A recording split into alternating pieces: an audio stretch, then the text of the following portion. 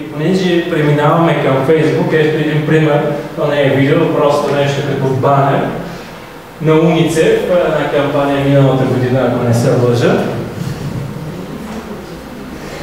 Виждате провокативния слоган. Те са насочени към това разбиране, че едва ли не един лайк е достатъчен, за да си дадеш своя дан към дадена кауза. Те се опитват да кажат, че само лайк е нещо хубаво, но не е достатъчно, за да се изпълнят целите на една организация. И така малко ще делим време на Фейсбук, въпреки че това е една огромна тема, цели семинари по дни наред се правят за Фейсбук маркетинг. И какво се случва пък само във Фейсбук за една? Над 3 милиона шера, над 3 милиона лайка, 50 000 споделения на линкове, 240 000 аплод на снимки и така нататък. Всъщност Фейсбук от социална мрежа се превръща в реално нещо като интернет в интернет. Целта дали на Марк Цукърбърг и на създателите да направи така, че когато човек влезе в Фейсбук, той да няма нужда да излиза. Тоест всичко, което има нужда от комуникацията с приятелите, до следенето на новините, гледането на видео, провеждането на кампании, възможностите дори да печелиш в интернет среда. Всичко това на принципа на тъй наречения social graph или knowledge graph, за който се говори, обвързаността между обекти, хора и явления в мрежата на Фейсбук. Целта е тя да се превърне едва ли не в самодостатъчна за всеки един, който е там. И горе-долу вървят в тази посока. Но какво точно Фейсбук може да ни помогне за комуникацията на нашия бранд, на нашата кауза, на нашата нон-профит организация?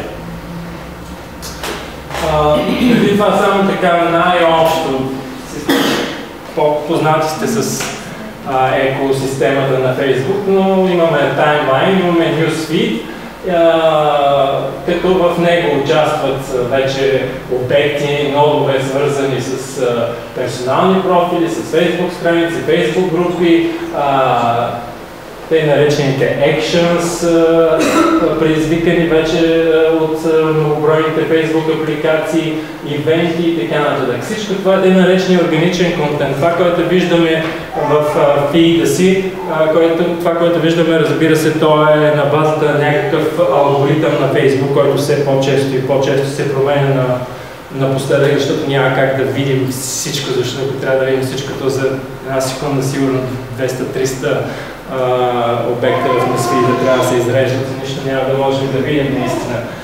Но пък сигурно сте чували, че напоследък много се водят такива спорове, дали тези промени в нюсфида да се правят единствено и само с целта, че постовете на фен страниците да стават все по-невидими и да предизвикват съответно действия на тези, които ги управляват, да използват платените форми на комуникация във Фейсбук. До някъде е така, до някъде е преувеличено. Да, на последните 2-3 години, даже 1-2 години, доста падна рича на страниците, но това до голяма степен се дължи, че и в самия Фейсбук с месеци, да не говорим с години, все повече и повече се увеличават профилите, страниците, групите и респективно и обектите, които трябва да види евентуално в даден момент даден потребител от Фейсбук. Тоест колкото повече, толкова по-трудно да се пробие дадена страница достатъчно visibility. Затова се препоръчва да се използват и платените форми на реклама във Фейсбук. Не знам колко от вас ги използват в своите кампании. Добре, може да се говори цял ден само за спецификите на Facebook Advertising, но най-общо, освен Boost пост, който не го препоръчвам да се прави, защото няма достатъчно опции за таргетиране. Page Pulse Engagement, това е всъщност Boost пост, но с повече опции за таргетиране. реклама, която да предизвика повече лайкове на страницата, реклама, която да предизвика повече трафик към вебсайта ви, или определени конверсии, да кажем абониране за бюлетин, даряване или нещо такова. Останалите 4 типа реклами не са особено релевантни към вашата дейност. Това са за апликации, оферти и прочее. Но пробвайте, задължително пробвайте някои от тези. Facebook има много подробни tutorials за използването на Facebook Advertising. Отделно в тези материали, които съм ви дал, също има така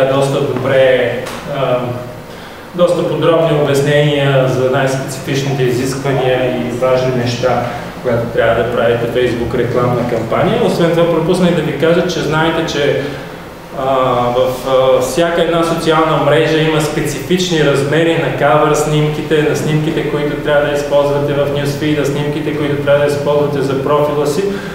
В тези материали, които съм ви дал, има много подробни такива графични схеми, които ще ви улеснят за това да не се чудите защо, когато си качите една снимка, тя бива отрязана или не изглежда както трябва. Задължително, когато особено нямате достатъчно опит и проучвате нова социална мрежа, доста често ще се сблъскате с такива проблеми, но почти всички имат достатъчно подробни хелпове и достатъчно така лесни обяснения в тези хелпове, така че няма да ви е голям проблем да бързо да се превърнете в специалисти. Пак от това е едно от изследванията. Това е по-общо. 47% от респондентите твърдят, че са лайкнали, че съпортват някаква кауза социална във Facebook, като под различна форма. Нали? Най-вече свързват с лайк, други с лайки, постове върху таймлайна на страницата, с коментари, с определени действия, с по-сериозно ангажиране. Тук тази схема ви показва пак нещо, което не бива да забравяме, че огромна част от Фейсбука и не само Фейсбук потребителите, защо веб потребителите влизат в интернет, социалните мрежи през мобилни устройства, телефони, смартфони или таблети. Така че почти много малко от сайтовете, които видях на такива организации, част от тези, които работят с фондацията, сайта им е респонсив, т.е. отговаря на изискванията за мобилни веб. Помислете за това, много е важно. Трудно се вижда, но аз ще съм готов този слайд, защото е така важен според мен. Защо хората лайкват и по-важно, защо хората unлайкват или престават да съпортват. Най-основната причина е, това са хора, които можем да ги наречем евангелисти, защото публично искат да споделят, че те споделят тази кауза, която споделяте и вие. Това е цяло щастие да откриете такива хора, които са реално не само да подкрепят, но и за тях е удоволствие да покажат, че те също са част от тази кауза.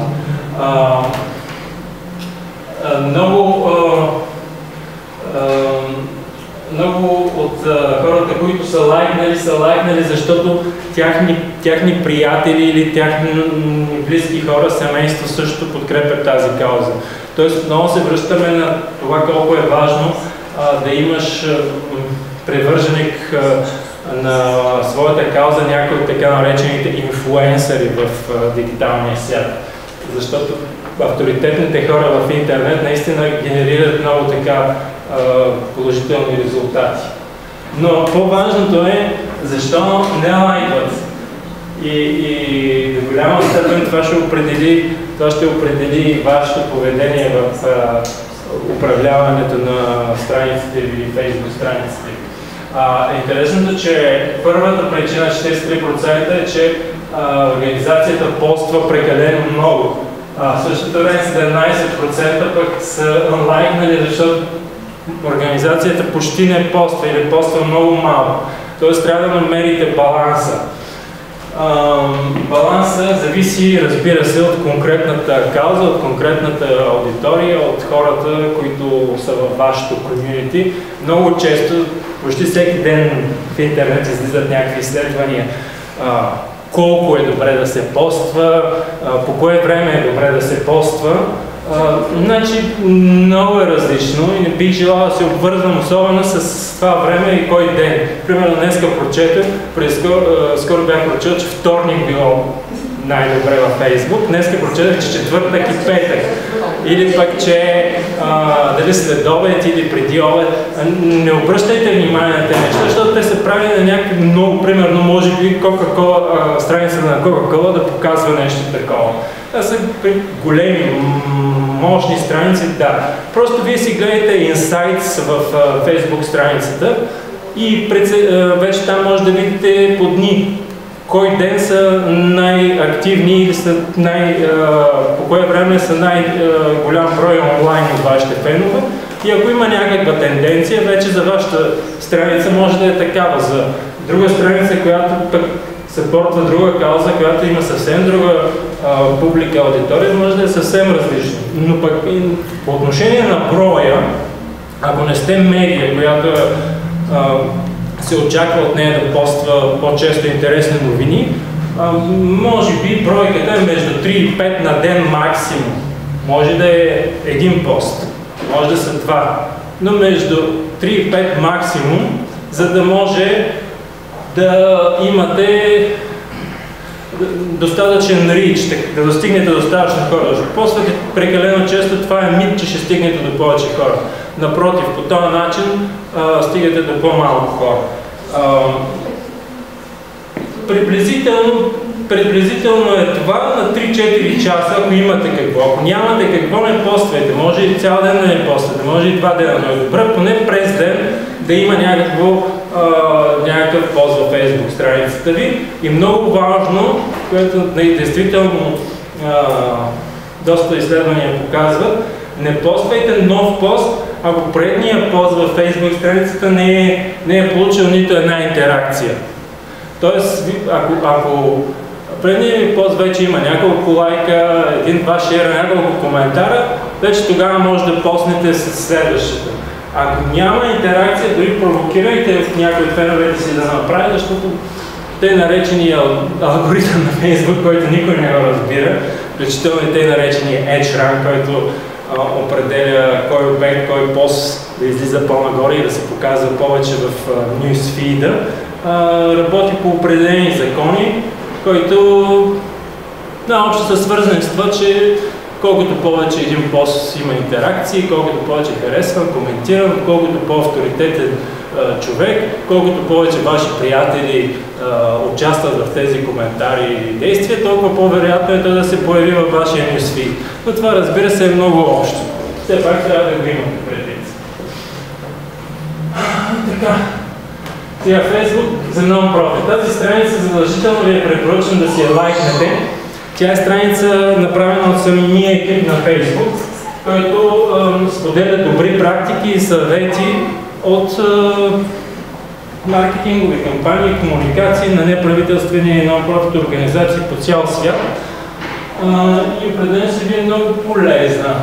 Забелязах на Facebook страниците, които гледах ваши,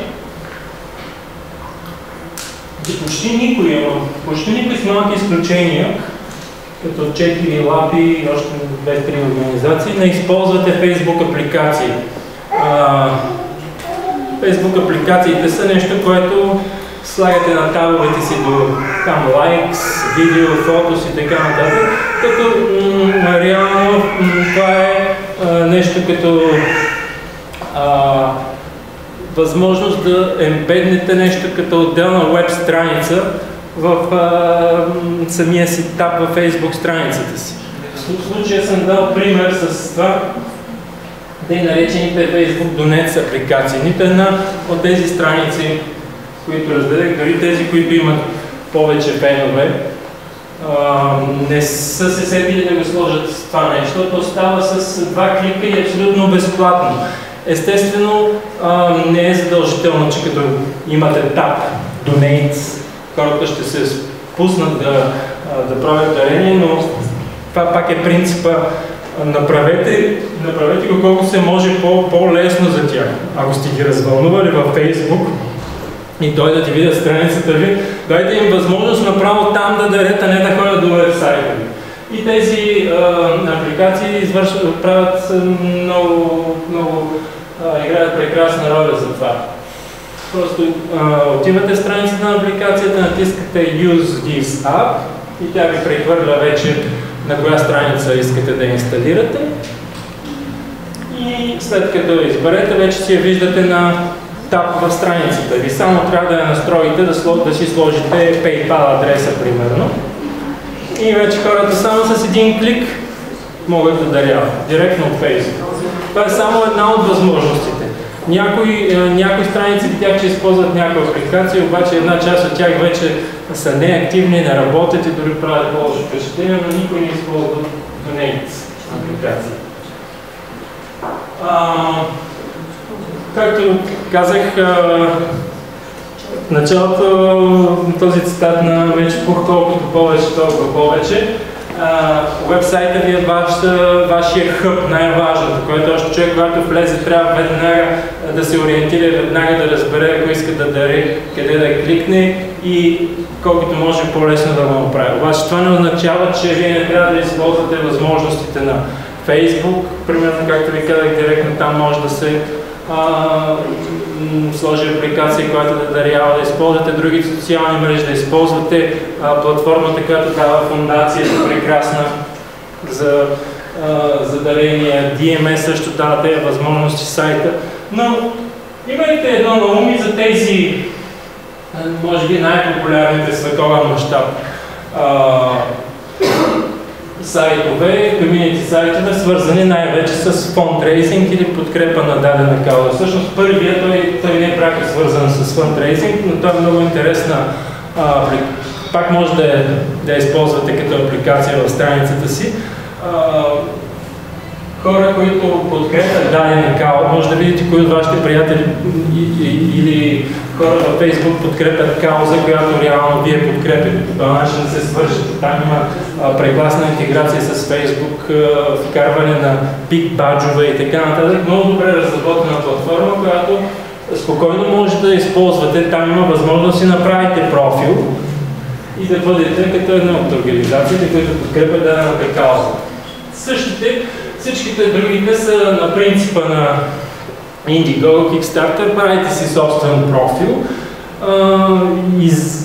правите кратко описание, слагате снимки, видеа и самата платформа ви дава възможност вече да се интегрират бутони за даряване, на различни суми, по различен начин. Хубавото да участвате в тези платформи е, че те първо са много авторитетни и хората са свикнали да влизат в тях, да търсят каузи в тях.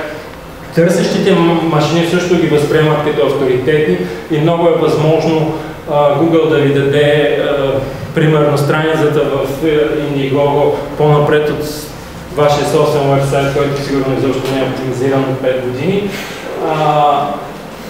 Много добре са интегрирани с социалните мрежи и Facebook, т.е. може спокойно дори да сайта ви да нямате възможност сега да му обърнете внимание, да си направите нещо като мини сайт страничка и съответно оттам да шервате вашата кауза и да търсите съответно някакво обратно действие. И не на последно място, много са сигурни фактически технически системите за разплащане, защото все пак знаете напоследък в интернет все повече се говори за несигурни системи на разплащане, за хаквания на транзакции и така нататък, като голяма част от тези действително са доказали, че работят много добре и системата им за парични транзакции е сигурна. Така, и стигаме към края за последни съвети, tips and tricks. Тук намерих в интернет няколко картинки, но така ми харесаха, добре обобщаваха. Защо по дяволите някои постове на ваши конкуренти или пък било то на някои други държави стават вайрал, разпространяват се, пък вашите почти никой не лайка, не харесва, не споделя. Естествено, това не е 100% вярно. Доста вярно. Ако ваше съдържание не притежава тези неща, със сигурност няма да стане вайрал, но пък не е казано, че ако ги притежава, ще стане.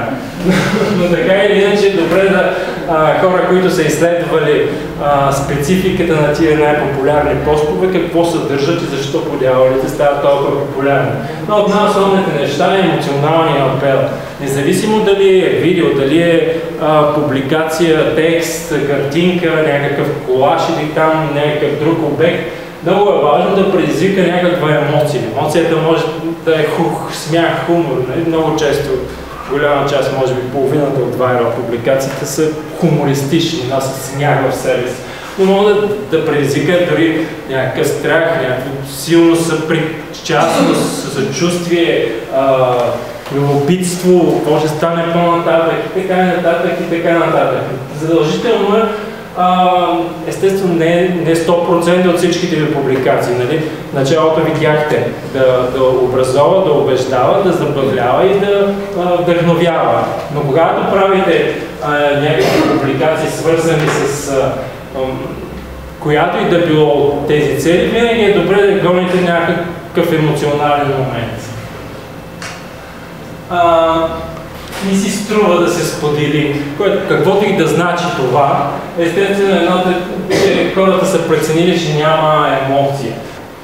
Другото е bad timing. Това говорихме. Сега не се знае. Всеки сам трябва да прецени за своята фен страница, за своята организация, кой е най-добрият тайминг. Кога са най-много феновете му, кога най-много са интерактват. Разбира се, в различните социални мрежи може да е различно. Както се казва, няма такава тактика one size fits all в сферата на социалните медии. Освен с спецификата на публиките в социалните медии, те понякога се препокриват, но понякога са доста различни в различните социални мрежи.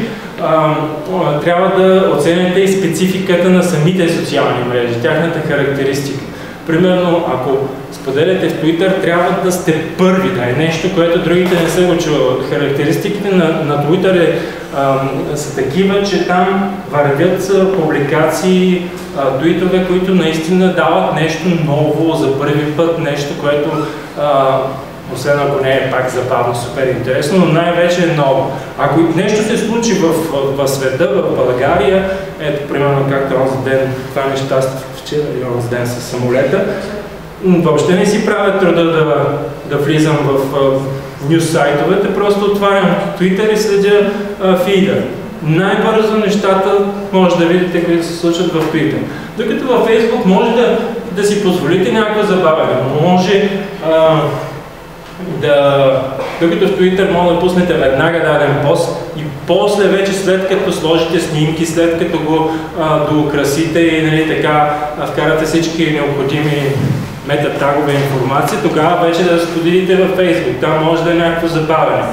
За един тип публика, примерно в Pinterest, може да споделите пост, който има интересни визии, интересни снимки, докато в LinkedIn може да сте малко не толкова емоционални, а по-скоро информативни, за да дадете повече пък информация за потенциалните си донори там. Различно е спецификата на хората, на публиката и спецификите на медиите, в които присъствате, трябва да ги познавате и да се съобразявате с тях. Много често срещано, защото просто хората работят с благотворителни организации, всичко правят сами на мускули и понякога дизайна въобще се обръща внимание и се оставя на последно място, но пък разни такива саркастични гадни тролове само това чакат и вместо да предизвикате положителен ефект, започват да се подиграват. Аз понеже помагам и на зелените, там е същия проблем. Просто няма зелени, качествени дизайнери, които искат да работят for free и понякога много така материалите търпят огромна критика по отношение на дизайна и от това наистина загубва. Вместо така да се постигне изцяло положителен ефект, хората почват да се подиграват, няма колко са некадърни дизайнерите и така нататък.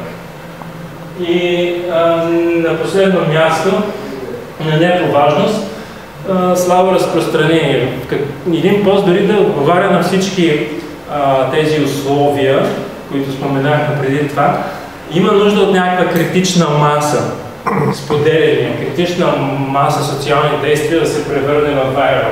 Особено има нужда това да бъде споделен или по някакъв начин подкрепен от поне няколко авторитетни личности в интернет, така наречените инфлуенсъри. Тогава шансът да получи по-голяма популярност, по-голямо разпространение е по-голям. Естествено, пак повтарям, може да си подпомогнете целият този процес, ако смятате, че даденото ви съдържание заслужава да стигне до повече хора, да използвате платените опции. Било то на Facebook, било то на Google AdWords. И това са двете основни. Twitter също имат варианти за платени опции, но те все още не са напълно в България. Венци Костов ги предлагаше. Една фирма, която представител, вече чрез тях може да купите Twitter реклама, но не съм чул до сега как се отразява. Между другото, може и сами, ако карате американска кредитна карта и пишете чисто в щатите, но това са някакви детайли. Най-ефективната реклама за мен си остава Facebook рекламата и Google AdWords. Стига да ги правите както трябва. И вече след малко ще ви освободя от присъствието ми, но не и преди няколко финални съвета. Това е по-скоро обобщение на всичко това, което говорихме до тук, но може би с някакви допълнения, които сега ще се сетя. Кога и колко да поствам, вече стана дума. Ако имате някакви въпроси, ще го обсъдим. Какво да поствам? Наистина в един момент човек се чуди нормално, става какво да поствам, аз няма съдържание, особено ако сайта ви е такъв, който няма кой да пише, там няма нови статии, няма някакви теми, снимки, които си струва да споделите. Тогава какво правите със съдържанието? Като сте влезли в социалните медии, трябва да мислите за това нещо. Дали някой ще пише, дали примерно ще търсите опита на подобни организации по целия свят и да кажем, ще споделяте с кратко резюме тяхни материали. Но понякога просто наистина не се сещате някой път. Има такива елементарни неща, които човек не се сеща, че могат да се превърнат в много добро съдържание за споделяне. Примерно някоя ваша ежедневна акция, не ежедневна, не правите всеки ден акции, но нещо свързано с вашата дейност. Направете хубава снимка, направете някой дори леко така с хумор. Някой нов доброволец, който се е записал, представете го. Някой нов донор, който ви е подкрепил, дори с малко, представете го. Снимайте някой видео от ежедневието си. Направете някой колаж. Варианти са наистина много. Просто написал съм го на последно място, но то заслужава да бъде на всичките места. Креативност. Просто мислете и в един момент ще откриете колко много неща в един момент могат да бъдат интересни на хората, които са ваши фенове или подкрепите и са вашите кръгове във вашите комьюнити. Споделих вече, че е много важно да съобразявате посланието си с хората, на които говорите. По един начин ще говорите на тинейджери и на хора много по-близки, се казва, от вашата кръвна група. По друг начин ще говорите, когато презентирате или се опитате да направите впечатление с вашата кауза и дейност на потенциални донори, хора, бизнесмени или такива компании. Това се отнася и за различните социални мрежи, пак ще го повторя. Много вървят наистина и затова съм го включил. Човешките истории, да, това, което добавих, на всеки път се срещате с някакви такива емоционални човешки истории, било то свързани с каузите, които защитавате, или пък ваши доброволци, ваши Всеки, който по някакъв начин се е свързал да защитава тази кауза, той се е свързал, защото по някакъв начин това лично го касае. По някакъв начин той лично е преживял нещо, което го е накарало да бъде ваш фен, доброволец или пък дарител. Така че опитайте се да изкарате от душите на хората тези човешки истории. Това много се говори напоследък, нали? Хаш to хаш. Няма вече business to business, няма вече business to consumer communication. Всичко е human to human. Хората са там социалните, особено в социалните мрежи, защото очакват човешко отношение, очакват човешка комуникация.